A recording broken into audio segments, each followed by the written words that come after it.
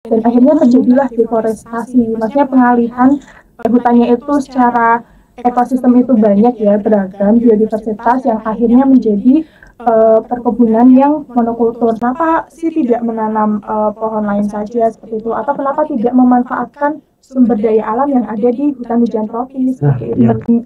Katanya sih memang perkiraan untuk bisa jadi hutan kembali itu bisa puluhan hingga ratusan tahun. Sekarang jadi padang rumput. Iya.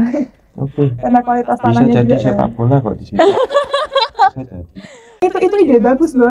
Itu alih guna lahan dengan hal yang positif. Mungkin dari pemerintah itu ada sanksi tersendiri nggak sih Kak untuk diadakannya pemukiman warga di situ yang sebenarnya itu nggak boleh? Oke, halo teman-teman podcast, selamat pagi, selamat datang di podcast kita kali ini. Nah, kali ini kita akan membahas menurut kita yang isu kali ini tuh penting dan juga relevan gitu di kehidupan kali ini. Nah, isu yang akan kita angkat kali ini adalah, benarkah upaya deforestasi melalui perkebunan sawit? Saya, Filsa Envika, dan rekan saya Muhammad Fendi, akan mengupas tuntas isu ini bersama narasumber kita yang berkompeten di bidangnya. Nah, sebelum masuk ke pembahasan utama, mari kita berkenalan dulu dengan pemateri kita. Selamat pagi. Halo Kak Wiki. Halo. Boleh kenalan dulu nggak Kak, nama lengkapnya siapa? Terus juga Kakak sekarang ini lagi sibuk ngapain sih selama jadi mahasiswa? Dan juga mahasiswa di mana sama prodi apa? Oke. Halo, selamat pagi semuanya yang dengerin podcast juga. Baik itu pagi, siang, sore, atau malam mungkin ya dengerinnya. Perkenalkan, nama saya Widi Utami dan saya sekarang sebagai mahasiswa Rekayasa Nanoteknologi Fakultas Teknologi Maju dan Multidisiplin Universitas Airlangga Angkatan 2022. Sekarang saya masih fokus ke akademik saja dan juga mengelola organisasi Society Renewable Energy Universitas Airlangga. Keren ya Mas ya. Oke, mungkin di sini aku mau nanya sedikit nih Kak tentang organisasi apa aja sih yang mungkin Kakak ikutin di UNER selain SRE gitu? Kalau dari dulu ya, awalnya tuh join UKM penalaran. Biasanya fokusnya ke ranah lomba-lomba, terus ada juga kegiatan pengabdian masyarakatnya juga seperti itu. Tapi lebih ke arah apa ya, akademiknya seperti itu kan ya, meneliti. Terus selain itu saya juga ini join SRE itu dari semester 2 juga. Jadi fokusnya ke renewable energy ya, karena memang saya di prodi itu minatnya ke ranah energi dan lingkungan. Gitu. Makanya saya joinnya ke dua organisasi ini. Berarti si SRE ini selinier sama prodi Kakak ya? Iya. Rekayasa Nanoteknologi. Kalau boleh tahu Kak, join SRE ini udah berapa lama? Udah dari 2023, berarti sekitar 2 tahun lebih. 2 tahun. Apa lebih gitu? Iya, hampir 2 tahun. Oke, nah di sini kan tadi kakaknya dari prodi S1 Rekayasa. Nah mungkin kakaknya bisa jelasin sedikit nih tentang prodinya kakak S1 Rekayasa itu mendalami tentang apa sih Kak biasanya? Oh iya. Kebetulan banget mungkin dari teman-teman ada yang baru denger ya Rekayasa Nanoteknologi gitu. Asing sih. Iya. Ya kan, maksudnya prodi apa nih? Iya benar. Sih barangkali sih teman-teman yang bisa tertarik masuk bisa minat gitu. Iya benar banget. Jadi prodi Rekayasa Nanoteknologi ini memang satu-satunya di Indonesia dan hanya ada di Universitas Airlangga. Yes, keren ya Mas ya. Rekayasa Nanoteknologi ini memang karena kan masuknya ke Fakultas Teknologi Maju dan Multidisiplin ya, jadi ranahnya itu sudah lebih spesifik lagi seperti itu. Nah, dari kata nanoteknologi sendiri, kalian pernah dengar kata-kata nano seperti itu tidak? Nano itu di bawahnya mikro. Iya, betul banget. Keren ya Mas Vicky. Kok tahu ya Mas Vicky? Itu ada yang memang sudah mendalam sekali ya ini Mas. Alhamdulillah kalau Mbak Wici ngerasa kita udah mendalam, kita pasti banget. Alhamdulillah. Karena jarang banget ada orang yang tahu nano gitu. Taunya apa sih nano gitu, kayak rasa permen. Bener. Bener. Jadi kalau ditanyain keluarga gitu jurusan apa gitu ya, terus dijelasin gitu, oh baru ya gitu, baru dengar gitu setelah dijelaskan lebih lanjut. Nah sebenarnya nano ini kan berukuran dengan ukuran sebuah material gitu kan. Jadi sebenarnya kita fokusnya ke ranah materialnya tersebut sih seperti itu. Tapi di Universitas Erlangga ini itu ada 3 cabangnya gitu dalam rekayasa nanoteknologi seperti itu yang kita fokuskan. Ada nanobiomedis, misalkan material-material apa sih yang bisa dikembangkan untuk membuat obat yang lebih efektif dan efisien dalam pengobatan misalkan kanker seperti itu. Karena kadang dari obat itu belum tentu bisa masuk ke dalam sel kankernya gitu, karena mungkin permukaan pembuluh darahnya yang sempit lah dan sebagainya. Tapi kalau disintesis dan diolah dalam skala nano kan biasanya bisa menjangkau seperti itu.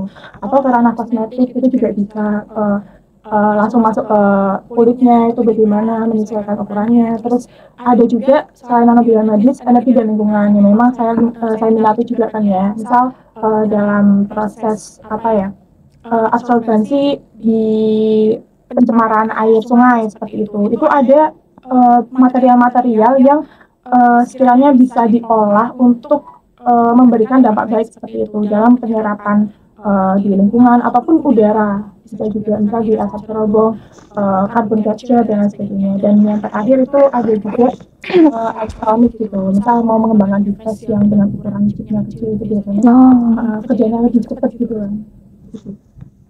Jadi kalau gitu nanoteknologi ini ya, berarti ini untuk bisa, kalau aku nangkep yang benar nggak pertama biomedis, itu berarti bisa untuk jangka ke depan kita ya, buat memperbaiki misal kayak pengobatan kita atau gimana.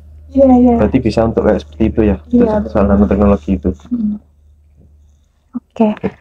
Nah, untuk jurusan kakak ini kan kakak juga ikut organisasi-organisasi gitu kan yang berkaitan dengan mungkin isu lingkungan, terus pengabdian masyarakat dan karya ilmiah. Nah itu kan juga selinear sama pembahasan yang akan kita bahas nih kak kali ini, yaitu isu tentang benarkah upaya deforestasi perkebunan sawit. Nah mungkin di sini teman-teman podcast yang lihat ini kan belum tahu ya deforestasi itu apa sih, karena kan kayak asing banget nih kata deforestasi tuh. Mungkin kakaknya bisa jelasin lebih dalam mengenai deforestasi ini. Ini tuh kak, aku mau nanya.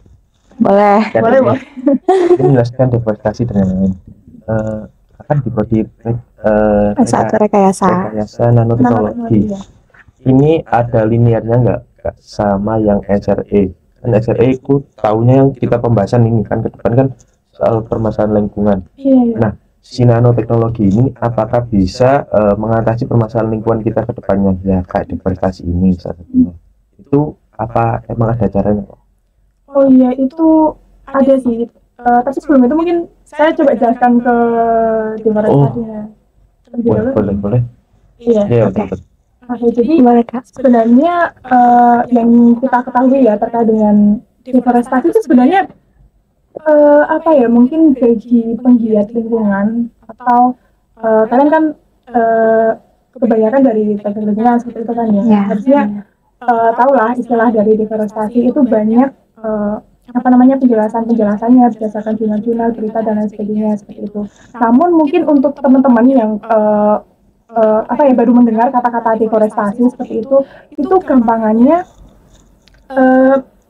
pengalihan lahan yang sebelumnya itu kebanyakan kan kalau di Indonesia itu hutannya hutan hujan tropis seperti itu kan ya. Jadi sebenarnya ini mengacu pada kondisi lingkungan dan sumber daya alam di masing-masing negara sih. Misal kalau di padang pasir di negara-negara Arab itu kan hutannya hutan pasir gitu, atau di daerah dingin yang bersalju itu juga ada hutannya sendiri, itu beda-beda kan. Nah kalau di Indonesia itu karena iklimnya itu hangat ya, panas seperti itu, jadi lebih banyak tumbuh-tumbuhan yang tinggi, daunnya lebat seperti itu.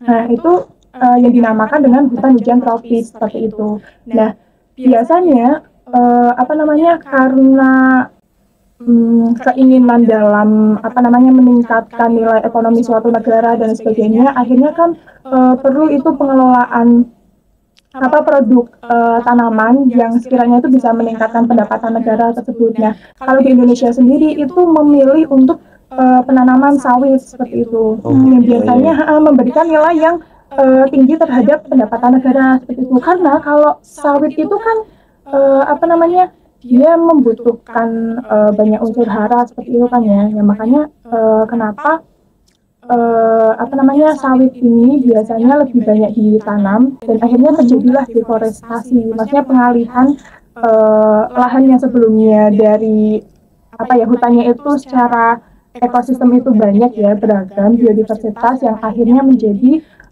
perkebunan yang monokultur seperti itu. Ya. Tapi sebenarnya istilah deforestasi ini bukan hanya spesifik itu saja ya, bisa juga pengalihan ke menjadi lahan industri seperti itu atau perumahan. Jadi sebenarnya sesimpel ini sih, kalian misal di sebelah rumah nih punya apa ya, semacam kebun seperti itu. Nah, tapi kalian itu terpikirkan untuk ya sudahlah, saya punya singkong nih, mau saya tanam aja, nanti saya jual seperti itu kan. Nah, akhirnya kebunnya itu diratakan semua, ditanamilah satu jenis tanaman aja, singkong. Itu sebenarnya sudah termasuk deforestasi sih. Secara nggak langsung. Secara tidak langsung, iya benar. Namun sebenarnya kalau skalanya masih kecil, sebenarnya masih aman-aman aja. Nah, yang bahaya itu kalau skalanya sudah besar seperti itu. Karena kan ya biasanya kalau kita belajar dari SMP atau SMA itu belajar sistem rantai makanan kan. Kalau ada salah satu yang hilang kan pasti terganggu seperti itu. Makanya deforestasi ini memang perlu diperhatikan. Nanti kalau secara aku nangkep penjelasan kakak nih, kalau deforestasi ini secara gampangnya pengalihgunaan lahan untuk tujuan ekonomi. Iya. Seperti itu ya. Iya sih, lebih banyaknya ke ekonomi. Ya, entah pengembangan atau apapun itu ya. Terus di Indonesia juga kayaknya belakangan ini lagi ramai nggak sih kak buat pengalihgunaan lahan di luar Jawa ya? Iya. Kayak di IKN itu pengalihgunaan lahan nggak itu termasuknya kayak gitu? Oh iya, kalau IKN sendiri yang saya baca dan saya riset ya, itu memang pengalihan lahan, namun itu masih di bawah peraturan perundang-undangan. Jadi sebenarnya untuk melakukan deforestasi ini itu ada apa namanya, undang-undangnya seperti itu. Nah, jadi di dalam undang-undang tersebut itu harus bisa ditentukan antara mana yang hutan yang dilindungi sama hutan yang tidak dilindungi. Nah, kebetulan IKN ini sebenarnya termasuk bagian yang hutan yang tidak dilindungi seperti itu. Namun memang ada dampaknya juga sih, maksudnya kan akhirnya satwa-satwa itu berpindah ke hutan-hutan yang dilindungi seperti itu kan, akhirnya terjadi peperangan dalam apa namanya, makanan, perebutan gitu makanan, iya seperti itu. Terus ya itu juga sih berkurangnya apa namanya, penghijauan dan sebagainya. Oke. Nah, kalau untuk deforestasi ini ya Kak ya, aku dengar-dengar pemerintah Indonesia ini kayak lebih menerapkan untuk mengurangi sistem deforestasi. Ini itu kenapa Kak? Kira-kira kok dikurangin gitu? Kan karena ini sesuai dengan penjelasan Kakak ya tentang pengalihan lahan untuk sektor ekonomi gitu. Nah, tapi kenapa kalau dari pemerintah Indonesia ini lebih menerapkan untuk mengurangi deforestasi? Ya mungkin karena apa ya, masyarakat sendiri ya sebenarnya merasakan dampak dari deforestasi itu sendiri. Misalkan kita bisa ambil contoh di daerah Kalimantan ya, itu yang dulunya jarang sekali terjadi banjir, akhir-akhir ini wah bisa sampai banjir bandang seperti itu sih. Nah, akhirnya dari mungkin isu-isu tersebutlah yang membuat pemerintah akhirnya memiliki rencana untuk mengurangi deforestasi tersebut. Oke. Nah, tapi dari deforestasi ini sendiri kan itu bisa lebih untuk membantu sektor perekonomian gitu kan ya Kak? Iya, betul. Nah, tapi gimana caranya supaya kita ini tetap bisa melakukan deforestasi tapi perekonomian negara itu juga bisa lebih stabil, itu gimana sih Kak caranya? Sebenarnya untuk pembahasan ini lumayan kompleks ya, karena ada banyak pihak yang perlu berdiskusi secara bersama-sama, baik itu misal pihak yang ahli dalam bidang ekonomi, yang misal dalam ahli pendidikan, misal riset dan lain sebagainya. Terus ada juga yang masalah kebijakan di isu politiknya itu juga bagaimana seperti itu. Nah, untuk itu sendiri sebenarnya pemerintah pasti sudah punya apa namanya ya aturan yang bisa apa namanya disesuaikan dengan kebutuhan ekonominya suatu negara seperti itu sih. Misalkan ya kalau dari ranah kebijakannya seperti itu harus ketahui juga, maksudnya mana hutan yang sekiranya bisa di deforestasi sama mana hutan yang tidak bisa seperti itu. Dan juga sebenarnya saya tuh sempat ini juga sih, saya suka lihat-lihat video yang LSM lembaga iya itu misal contohnya dari Greenpeace ID gitu ya, itu pernah membahas terkait dengan permasalahan pemetaan lahan itu kolaborasi bersama dengan peneliti dari luar negeri juga, dari universitas dan lain sebagainya, KLHK juga seperti itu ya.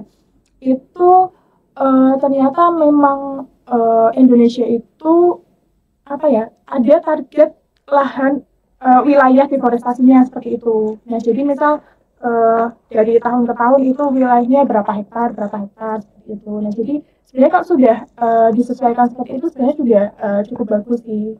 Dan seharusnya ya masyarakat pun juga perlu mengetahui apa yang namanya posisi mereka seperti itu, karena seperti ini bisa jadi hutan yang apa namanya hutan yang tidak dilindungi atau yang seharusnya itu bisa dijadikan daerah deforestasi itu justru tidak boleh dijadikan pemukiman seperti itu.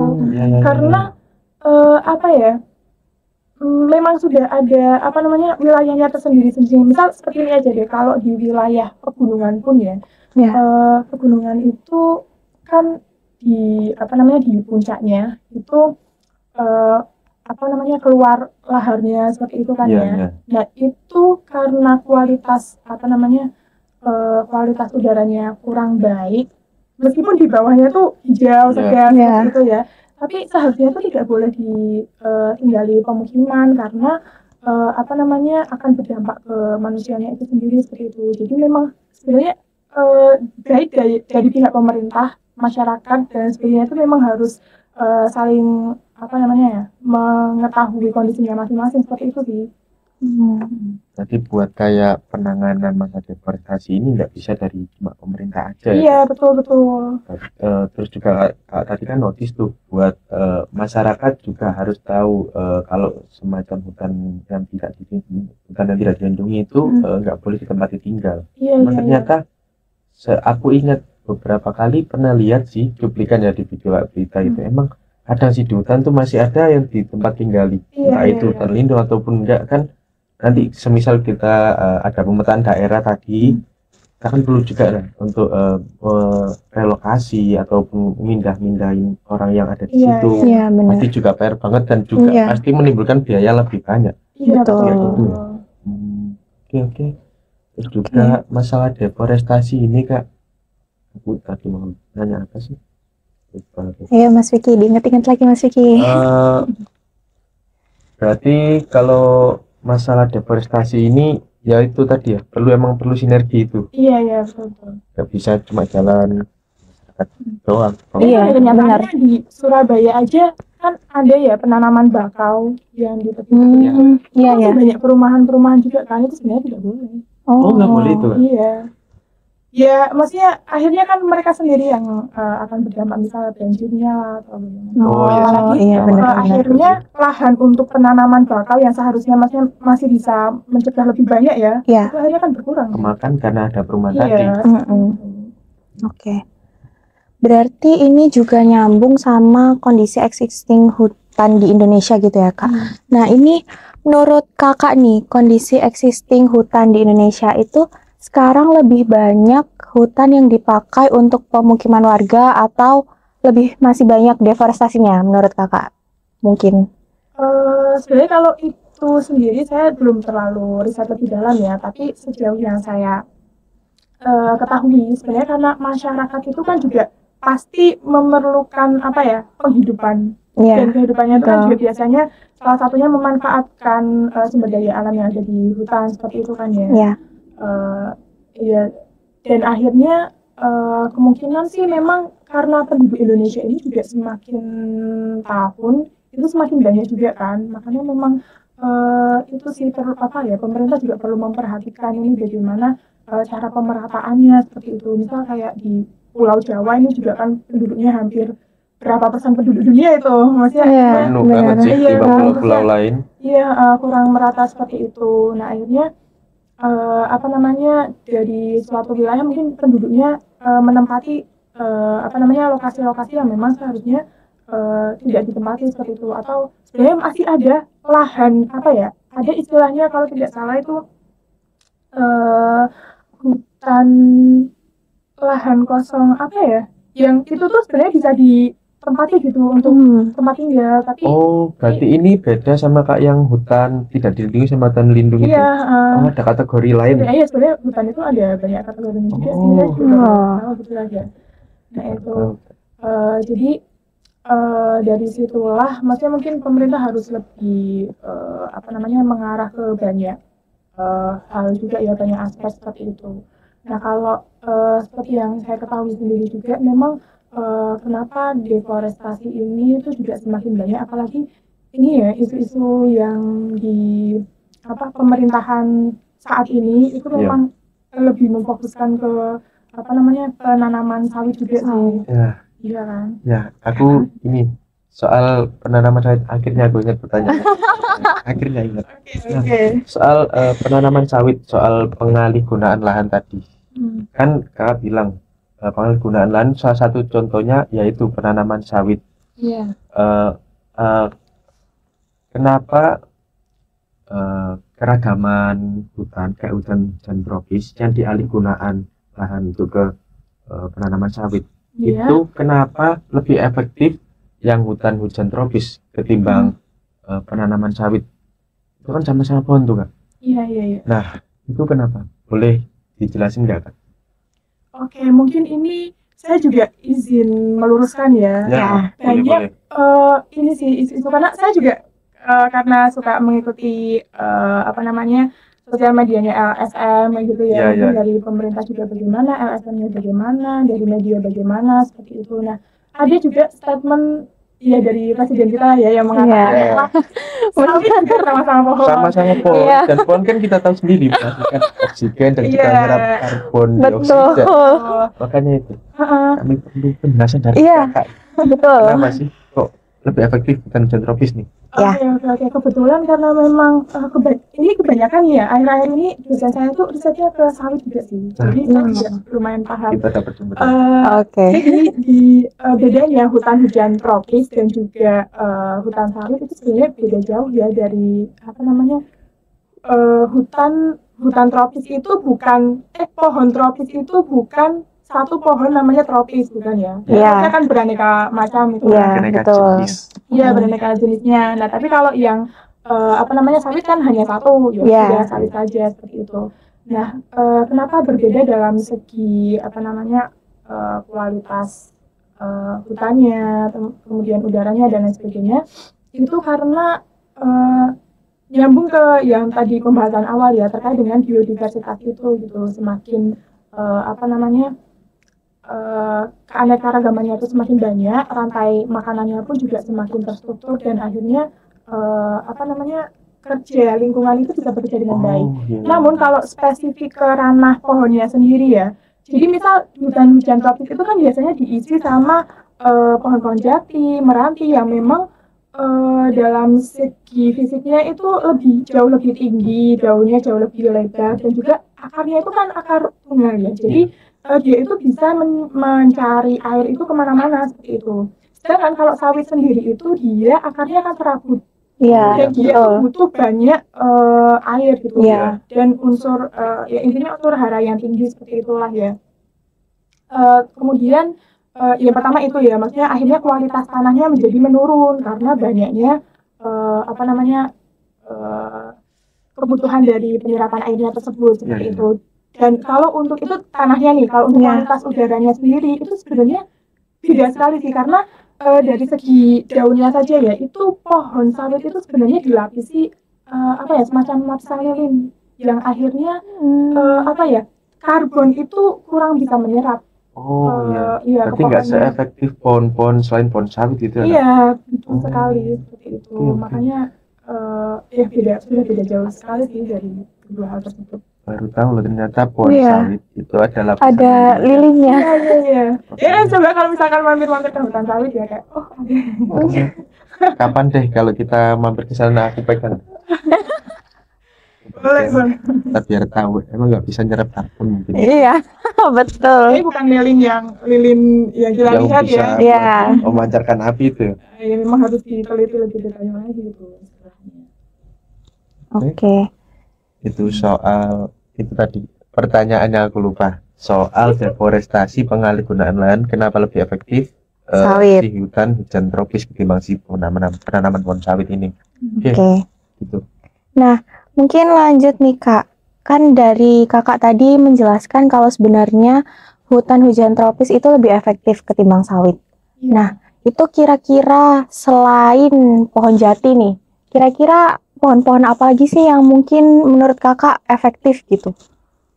Sebenarnya kalau dari pohon sendiri banyak ya. Kalau dijabarkan satu persatu pun itu kayaknya nggak bisa-habis ya. Iya. Tapi ya biasanya memang sesimpel ini sih kayak pohon-pohon mangga atau pisang atau apa aja yang lebar-lebar itu ya, pinus dan lain sebagainya sebenarnya bisa juga sih. Yang penting dari keanekaragamannya tersebut seperti itu. Dan juga ini sih menyesuaikan dari kondisi lingkungannya masing-masing. Terkadang dari satu daerah dan daerah lainnya itu hutannya itu juga jenis-jenisnya itu beraneka ragam seperti itu. Antara Pulau Jawa, Sumatera dan Kalimantan itu terkadang ada yang berbeda tergantung wilayahnya juga. Tapi yang terpenting itu adalah keanekaragamannya tersebut dan juga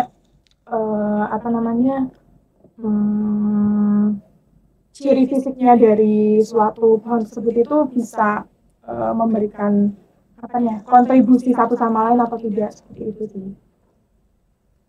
Jadi kayak yang pohon sawit itu kan kontribusinya kalau aku anggapnya penjelasan tadi nih Kak, kan itu akarnya akar serabut ya. Iya. Otomatis kan setauku kan akar serabut itu nggak kayak si akarnya pohon jati, akar tunggang itu mencari air kan nggak. Kalau perlu dibenerin Kak kalau ini salah. Akar serabut itu kan emang ya memanjang, udah diem. Mereka yang butuh air, nggak cari kan. Iya betul. Berarti otomatis berebutan. Iya. Makanya dari ini ya, kalau misalkan pemerintah atau perusahaan-perusahaan tersebut lah ya yang memang memfokuskan pada perkebunan sawit saja, karena sebenarnya pengelolaan sawit ini tuh tidak bisa dilakukan terus-menerus seperti itu. Jadi ada batasan jangka waktunya. Karena kan kalau misalkan sawit itu menyerap unsur hara yang ada di dalam tanah kan akhirnya kualitas tanahnya tuh semakin menurun seperti itu kan. Akhirnya perlu pemindahan lahan lagi seperti itu. Cari lahan baru lagi untuk melakukan penanaman sawit tersebut. Namun akibatnya sebenarnya lumayan jangka panjang juga sih. Saya pernah diceritakan sama dosen saya ya, katanya itu seperti ini dari zamannya Mbah Bujit Beliau itu dulu itu kan melakukan deforestasi ke sawit juga kan. Tapi akhirnya karena memang sawitnya sudah tidak bisa tumbuh lagi dengan baik, nah akhirnya melakukanlah jenis regenerasi ulang lah untuk dijadikan hutan kembali seperti itu. Nah, tapi sampai saat ini beritanya sih itu malah justru jadi ladang rumput seperti itu loh. Untuk menumbuhkan pepohonan kembali itu susah, bahkan sudah hampir 20 tahun mungkin ini. Dan katanya sih memang perkiraan untuk bisa jadi hutan kembali itu bisa puluhan hingga ratusan tahun seperti itu. Itu akibat penanaman sawit. Terus dicoba rehabilitasi. Iya. Sampai pohonnya itu nggak tumbuh sampai sekarang jadi padang rumput. Iya. Oke. Karena kualitas bisa tanahnya jadi juga sepak bola kok di sini. juga itu opsi pembangunan, itu tempat olahraga juga alih guna lahan dengan yang hal yang positif. Betul, di bidang keolahragaan. Oh iya betul. Gampang itu alih guna lahan dengan yang hal yang positif. Iya, Betul, di bidang keolahragaan. Iya, itu bisa. Betul. Itu saya juga baru kepikiran ya. Kenapa maksudnya pemerintah tuh kalau bisa berpikir itu hingga sespesifik itu gitu loh. Jadi Daripada ya kan misal kayak di Jakarta itu harus mengalihkan pemukiman seperti itu ya, Iya. dijadikan stadion, lebih baik ya ambil lahan-lahan yang seperti itu aja. Misal kalau ada olimpiade gitu, Nah, dibikin aja di iya. wilayah yang seperti itu. Soalnya ya itu sayang juga gak sih kak, kayak habis ditanam sawit ternyata mau dicoba reboisasi keluar uang banyak, enggak tumbuh pohon. Iya. Kan sampai reboisasinya pas tahun-tahun lama kan kak yang Iya, itu iya, kak iya. bilang tadi kakak buyut. Ya bisa dong dicoba buat kayak seperti itu. Betul. Oke. Nah, aku mau tanya nih Kak, berarti kan secara garis besar deforestasi ini sebenarnya kalau untuk ke pohon sawitnya ya, itu kan lebih kurang efektif gitu kalau untuk melakukan deforestasi di pohon sawit. Nah, kayak gitu. Nah, ini kira-kira pemerintah tuh udah ada penanganan lebih lanjut nggak sih Kak tentang deforestasi yang lebih ke arah pohon sawit ini? Karena kan untuk deforestasi tentang pohon sawit ini itu kan sebenarnya lebih menimbulkan masalah baru gitu ya Kak. Untuk dampak yang berkepanjangan itu kan pasti ada dan dampaknya lebih besar. Nah, itu mungkin pemerintah sudah melakukan penanggulangan apa sih untuk deforestasi ini? Kayak gitu. Baik. Sebenarnya tadi sudah sempat saya jelaskan juga ya, pemerintah itu sudah ada aturannya sendiri dan memang setelah saya telisik kembali ya, kenapa sih tidak menanam pohon lain saja seperti itu, atau kenapa tidak memanfaatkan sumber daya alam yang ada di hutan hujan tropis seperti itu, Iya. kan juga bisa kan. Nah, tapi pada kenyataannya ini menjerumus lagi ke masalah perekonomian sih. Jadi kalau hanya mengandalkan sumber daya alam yang hanya ada di hutan hujan tropis itu memang kurang seperti itu. Karena sebenarnya ini saya setelah baca-baca lagi itu pendanaan yang dilakukan untuk pengelolaan perkebunan sawit ini itu nilai ekonominya itu tinggi sekali, bahkan pajak ya. Jadi fokusnya itu ke pajak sawit itu mahal sekali sih itu. Berapa nih Kak kalau boleh tahu nih? Sebenarnya saya kurang tahu ya untuk spesifiknya berapa. Mungkin nanti teman-teman bisa coba cari tahu lebih dalam lagi seperti itu. Tapi dengar saya itu yang menaikkan nilai pendapatan negara itu dari pajaknya tersebut seperti itu. Nah, terus kalau misalkan mau ambil yang lain juga, yaitu menyesuaikan kondisi yang ada di Indonesia tadi ya. Kalau misalkan ternyata dilakukan uji pohon lainnya juga, itu sebenarnya sampai saat ini belum ada yang tinggi nilai ekonominya seperti pohon sawit ya, seperti itu. Apalagi ini ya sebenarnya ada juga mungkin yang bertanya-tanya kenapa sih tidak mengandalkan sumber daya manusianya, ya maksudnya ketika kita meningkatkan sumber daya manusia, kualitasnya kan bisa itu difokuskan untuk mengembangkan sumber daya alam yang ada di Indonesia yang beragam jenisnya itu untuk mendapatkan nilai jual yang tinggi seperti itu. Mungkin ada yang berpendapat seperti itu ya. Namun pada kenyataannya pasar-pasar luar itu tidak meminta yang seperti itu. Jadi memang kalau kita menjual bahan yang sudah jadi itu kurang laku. Dan memang ini plus minus juga sih bagi Indonesia. Indonesia itu kan kaya akan sumber daya alam ya, negara-negara lainnya seperti itu. Nah, plusnya itu, tapi memang minusnya ya ya kita cuma bisa menjual bahan mentahnya saja untuk dan akhirnya yang diminta inventors untuk memberikan dananya untuk pengelolaan negara Indonesia sendiri itu ya memang sebenarnya dari bahan mentah tersebut sih seperti itu. Makanya kenapa sampai sekarang pemerintah tuh lebih banyak fokus ke sumber daya alamnya saja dibandingkan pengelolaannya. Nah, ternyata aku baru tahu kalau dari pasar itu lebih minta ke si bahan mentahnya ketimbang bahan olahannya. Kalau bahan olahan itu kan setahu kak bahan mentah dari pohon sawit ini mungkin minyak ya kak? Iya. Nah, si minyak ini mungkin nanti kalau ketika diolah kan pasti mengeluarkan biaya yang lebih banyak. tapi harga jualnya naik dong juga Iya, pastinya. iya. Tapi kenyataannya di pasar itu nggak meminta seperti itu ya. Iya. Berarti untuk si Indonesia ini cuma pemasok bahan mentah Iya, gitu aja. kebanyakan seperti itu sih. Jadi kalau keluarnya bahan mentah, tapi mungkin sebagian ada yang digunakan di hilir juga ya, maksudnya ke Indonesianya. Iya. Terus yang biasanya yang diolah tuh masuk ke negara sendiri seperti itu. Kalau yang keluar tuh biasanya bahan mentahnya saja kebanyakan. Oke. Nah, aku mau tanya nih Kak, untuk pengalih gunaan lahan itu kan sebenarnya tadi sempat disinggung bahwa di pengalih gunaan lahan itu ada beberapa pemukiman warga gitu ya, yang sebenarnya di situ nggak boleh ada pemukiman warga. Iya. Nah, mungkin dari pemerintah itu ada sanksi tersendiri nggak sih Kak untuk diadakannya pemukiman warga di situ yang sebenarnya itu nggak boleh ada di situ? Iya. Sebenarnya seharusnya sudah ada sih ya. Namun kan ya seperti ya kita tahu tidak semua masyarakat itu menghafal semua undang-undangnya atau ada yang memberitahu lah bagaimana dan sebagainya.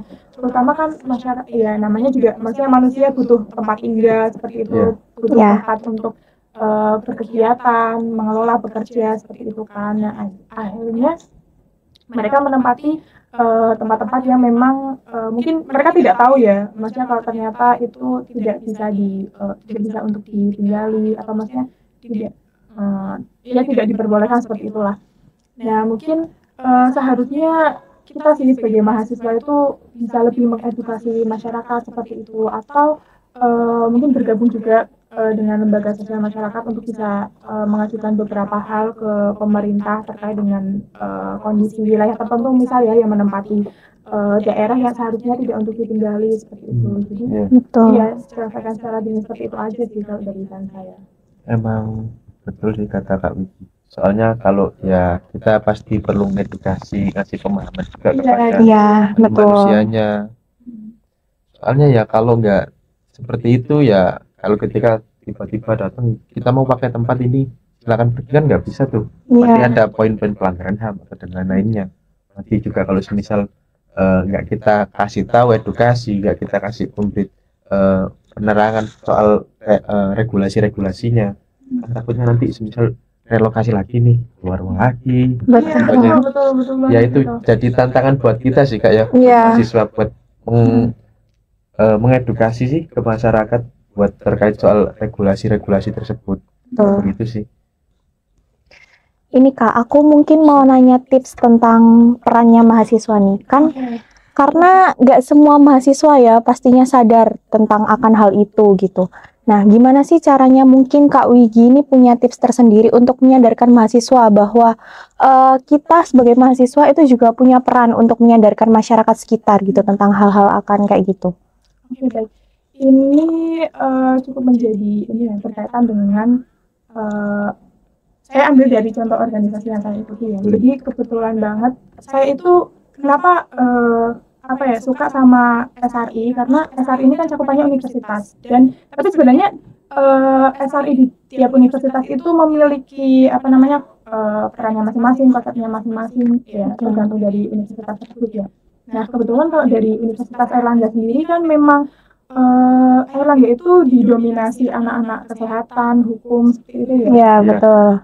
Nah jadi apa sih yang membedakan SRI UNAR dengan yang lainnya gitu? Karena kami meskipun renewable energy itu kan biasanya berkaitan dengan sains dan teknologi ya, tapi ternyata dari energi yang terbarukan itu ada juga ranah kebijakannya, ada juga ranah lingkungannya, kesehatannya, ekonominya dan sebagainya. Nah akhirnya dari anggota SRI ini juga banyak yang dari anak Fakultas Ekonomi Bisnis seperti itu, ada juga anak Fakultas Hukumnya di membernya, di staffnya seperti itu. Terus ada juga anak dari FISIP, ilmu sosial politik seperti itu. Ada anak sains teknologi, ada yang seperti saya teknik dan lain sebagainya itu. Ada juga yang dari kesehatan gitu. Jadi sebenarnya peran mahasiswa itu ini sih, kita kan di sini itu sebenarnya bukan era bersaing lagi ya, tapi era kolaborasi seperti itu. Jadi tidak bisa kita itu menentukan suatu hal itu hanya dengan perspektif kita sendiri, karena ada banyak hal lainnya juga yang perlu kita diskusikan bersama-sama gitu. Misalkan nih karena saya fokusnya ke ranah sains teknologi seperti itu ya, dan oke, kami fokus ke risetnya seperti itu. Dan kebetulan mungkin ini teman-teman yang ingin mendengarkan podcastnya ini sebenarnya di ada lomba Grand Riset Sawit. Grand Riset Sawit. Itu lombanya tuh kayak gimana tuh, Pak? Grand Riset Sawit nih. Gimana ya? Ini mungkin meneliti terkait dengan sawit itu sendiri sih, yang bisa diriset mungkin jadi bahan apa seperti itu. Dan mungkin kalau teman-teman di sini mau ikut aja, lumayan sih itu pendanaannya sampai per proposal 20 jutaan. Wow, lumayan Itu besar berarti, ya. lomba Grand Grand Riset Sawit. Iya, coba kalian searching aja di media sosial. Ini berarti semacam kayak PKM gitu Iya. kan? Mirip-mirip PKM gitu atau beda ya? PKM Ya mungkin konsepnya mirip gitu ya, tapi kalau PKM kan dari Puskesmas ya. Iya. Ini kan dari lembaga sawitnya sendiri. Oh. Ini biasanya dia itu mengajak para mahasiswa sarjana seluruh Indonesia untuk melakukan riset yang nantinya mungkin berapa proposal terbaik itu akan didanai seperti itu. Nah, dari situlah saya terpikirkan untuk, maksudnya kalau ranah teknologi bisa lah riset, tapi setelah saya ini ya lihat di komentar sosial medianya itu banyak yang berkomentar, kenapa sih pemerintah itu menggembor-gemborkan masalah ini riset, maksudnya Ya. seolah-olah banyak netizen itu yang sok tahu gitu, maksudnya kayak ini ya udahlah sok-sokan maksudnya melakukan riset-riset seperti ini, mengembangkan ekonomi lah, tapi tidak memfokuskan pada keberadaan penduduknya seperti itu, hutannya yang akhirnya ditebang dan sebagainya. Itu sebenarnya kita itu tidak bisa berbicara semudah itu, karena kalaupun ya misal langsung nih deforestasi dihentikan, ada penanaman sawit lagi, ekonominya menurun kan, sama-sama menelantarkan masyarakat kan. Nah, makanya kenapa kita itu memang perlu mengetahui aspek-aspek lainnya juga. Terutama mahasiswa ini kan biasanya mudah terpengaruh ya. Ini saya sering diajarkan juga sama dosen saya. Mahasiswa itu karena kita kan masih labil dan juga masih belajar banyak hal ya. Misal kalau kita ikut arus misal ke LSM ya, biasanya difokuskannya ke LSM gitu. Maksudnya yang suka memberikan, maksudnya biasanya bertentangan dengan pemerintah sih. Iya. Iya lah, seperti itu, maksudnya ada tujuannya masing-masing. Ada juga yang mahasiswa maksudnya pro politik gitu, maksudnya mendukung pemerintah juga. Yang bahkan ini, DPR itu, seperti itu. Demo kan? Iya, di situ lah ya. Maksudnya istilahnya kita perlu mengedukasi teman-teman kita juga, saling mengingatkan bahwasannya kita tuh masih perlu belajar banyak hal gitu. Jadi untuk sementara memang kita harus fokus ke tujuannya kita dulu gitu, untuk apa.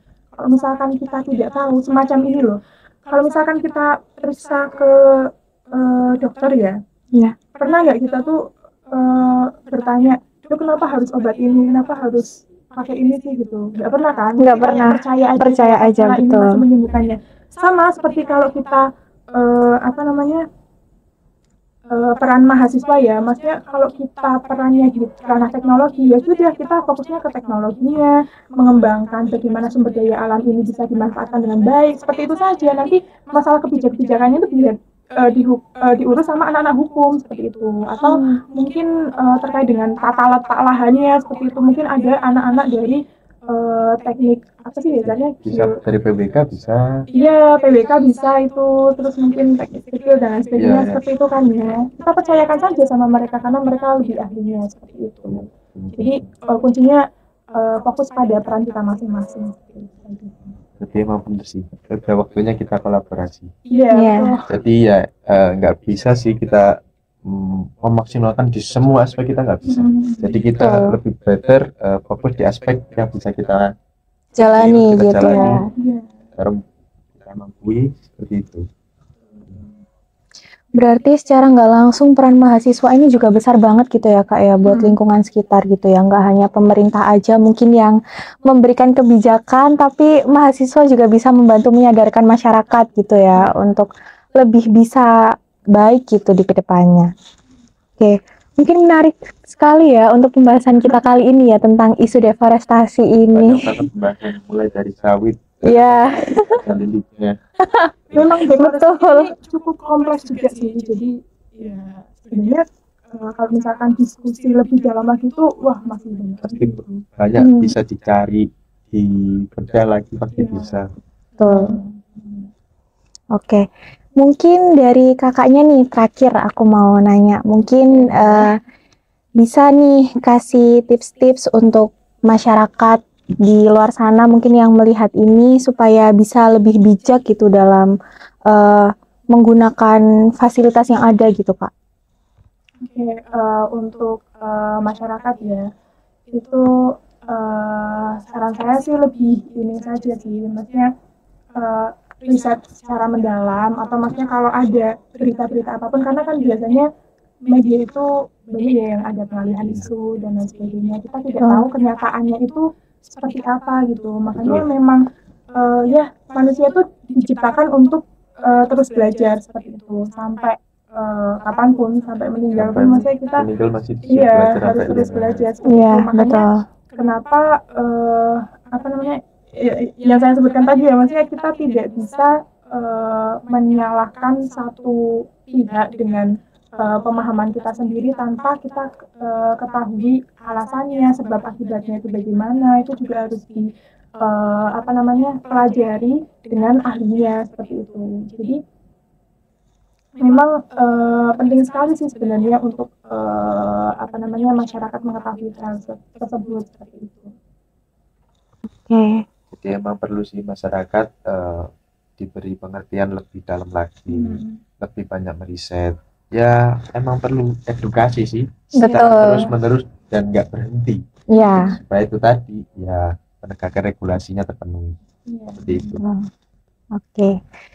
Mungkin sekian ya Kak untuk materi kita hari ini. Materi kita hari ini tuh benar-benar menarik ya Mas Vicky ya untuk kita bahas supaya teman-teman podcast yang lihat ini juga bisa teredukasi gitu tentang adanya isu deforestasi ini, terus Nama penanganannya. Betul, menambah pemikiran juga kan untuk kedepannya itu kita harus melakukan apa gitu supaya positif untuk lingkungan sekitar Dan gitu. poin pentingnya dari pembahasan kita tadi kan banyak banget ya. Betul, Pasti poin pentingnya satu, menyadarkan masyarakat. Iya, betul. Ya, harapannya dari video ini para penonton yang nonton podcast ini Iya. bisa sadar sih akan ya itu tadi deforestasi itu memang perlu, tapi nggak bisa berlebihan. Betul, Nggak berlebih seperti itu ya mungkin ya. betul. Oke. Mungkin bisa sesuai dengan porsinya masing-masing gitu ya Kak ya. Iya, iya, betul. Oke. Oke, mungkin terima kasih ya Kak untuk Kak Wiji Utami selaku narasumber kita yang udah memberi kita wawasan yang lebih nih tentang deforestasi. Mungkin kita bisa ketemu di lain hari dan mungkin untuk teman-teman podcast juga yang menonton video ini supaya bisa teredukasi gitu ya. Selamat menonton dan sampai jumpa lagi untuk di podcast kita selanjutnya. Dadah, sampai berjumpa di MT Podcast selanjutnya.